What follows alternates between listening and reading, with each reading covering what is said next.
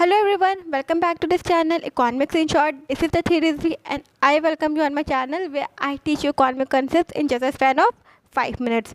Actually not 5 minutes, I know I exceed that time, but I try to explain you guys in a simpler and shorter form. So the topic which we are going to study today is this is a continuation of our previous topic, and if you don't remember that what we are studying, then let me remind you that we are studying Keynes theory of employment. And if you haven't watched that video, then I will attach the link in my description box, so you can go and watch from there. And if you haven't subscribed my channel, then do subscribe it for more such economical videos, and you can also follow me on Insta and ask me economical questions if you want. So the topic which I already told that this is a continuation of the previous one. The topic is unemployment equilibrium, problem of deficiency of demand. Till now what we have studied, let me give you a quick recap of it. that हम लोग ने अभी तक क्या पढ़ा था कि जो कीन्स थे उन्होंने एक न्यू कॉन्सेप्ट दिया था अफेक्टिव डिमांड का. What is affective demand we have discuss in a very long way in our previous video, so you can go and watch it. तो बट उसमें क्या आता है, अफेक्टिव डिमांड के सिचुएशन में डिफिशिएंसी आती है. वो कैसे आती है, we will study in this. So let's start this video without any delay.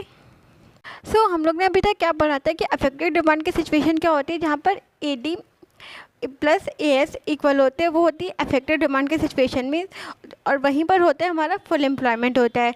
लेकिन कीन्स के अकॉर्डिंग जो फुल एम्प्लॉयमेंट की सिचुएशन है वो इकॉनमी में हमेशा नहीं रहती, क्योंकि फुल एम्प्लॉयमेंट जो असम्पशन था वो क्लासिकल ने दिया था. लेकिन कीन्स फुल एम्प्लॉयमेंट में बिलीव नहीं करते थे. कीन्स बिलीव करते थे कि जो अंडर डेवलप कंट्रीज़ है या जो लेस डेवलप कंट्रीज़ है उसमें ऑलवेज भी अंडर एम्प्लॉयमेंट की भी जो फुल एम्प्लॉयमेंट से कम का पॉइंट है, नीचे का पॉइंट है, वो वाली सिचुएशन रहती है.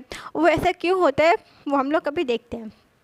सो AD plus AS full employment situation है, लेकिन कीन्स के अकॉर्डिंग वो ट्रू नहीं होती है. क्यों? क्योंकि इनवॉलेंट्री अनएम्प्लॉयमेंट प्रेजेंट होता है UDCs means under develop countries में. इनवॉलेंट्री मतलब लोग मीन्स इतना जो पीपल हैं वो अपनी वॉलेंट्री अनएम्प्लॉयमेंट मतलब लोग अपनी मर्ज़ी से अनएम्प्लॉयड है.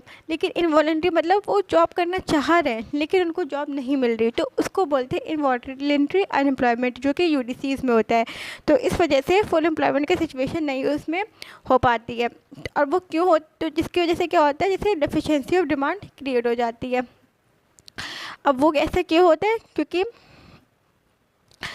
जो वहाँ पे इन्वेस्टमेंट होता है वो इन्वेस्टमेंट फॉल हो जाता है. इन्वेस्टमेंट फॉल होगा जिससे MAC भी कम हो जाएगी. MAC कम होगी तो इनकम, आउटपुट, एम्प्लॉयमेंट भी कम ही होगा, जिसकी वजह से जो इकोनॉमी है वो फुल एम्प्लॉयमेंट से नीचे वाली सिचुएशन पे आ जाएगी. तो अब see this curve, this is Y axis, this is X axis, this is labour employed. यहाँ पे मीन्स एक्सेस पे लेबर एम्प्लॉयड लिए हैं और द रिसीप्ट्स हैं जो फर्म्स को मिल रही हैं. The red line is the aggregate demand curve line and the blue line is aggregate supply curve line, and where they are intersecting, and this is AD dash. जो AD dash इसको मैंने dotted इसलिए रखा है क्योंकि ये actual वाली जो ओरिजिनल फुल एम्प्लॉयमेंट वाली लाइन थी, लेकिन कीन्स के अकॉर्डिंग तो फुल एम्प्लॉयमेंट तो रहती है सिचुएशन, वो लेस देन फुल एम्प्लॉयमेंट रहती है. इसलिए जो एक्चुअल में इक्विलिब्रियम बनता वो यहाँ पे बनेगा, लेकिन एक्चुअल में कहाँ बनना था, वो यहाँ पे बनना था. लेकिन कीन्स के अकॉर्डिंग तो फुल एम्प्लॉयमेंट होता ही नहीं है, तो इस वजह से वो इकोनॉमी हमेशा नीचे आ जाएगी. ई पॉइंट पे इक्विलिब्रियम स्टैब्लिश होगा.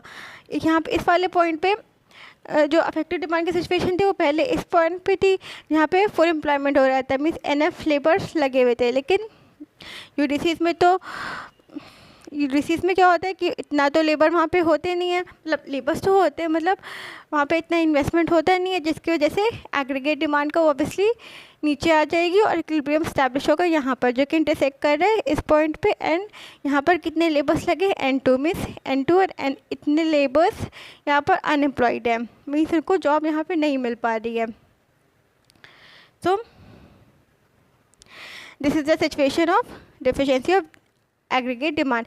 और इस सिचुएशन को हम लोग रिमूव कर सकते हैं. वो कैसे रिमूव कर सकते हैं, by increasing the level of AD, means हम लोग एडी के लेवल को बढ़ा देंगे, मीन्स हम लोग इन्वेस्टमेंट ज़्यादा से ज़्यादा करने लगेंगे, क्योंकि यहाँ पे इन्वेस्टमेंट कम होने की वजह से जो सब फॉल हुआ है एमईसी, इनकम, आउटपुट, एम्प्लॉयमेंट और इक्विलिब्रियम एस्टैब्लिश हुआ है यहाँ पर।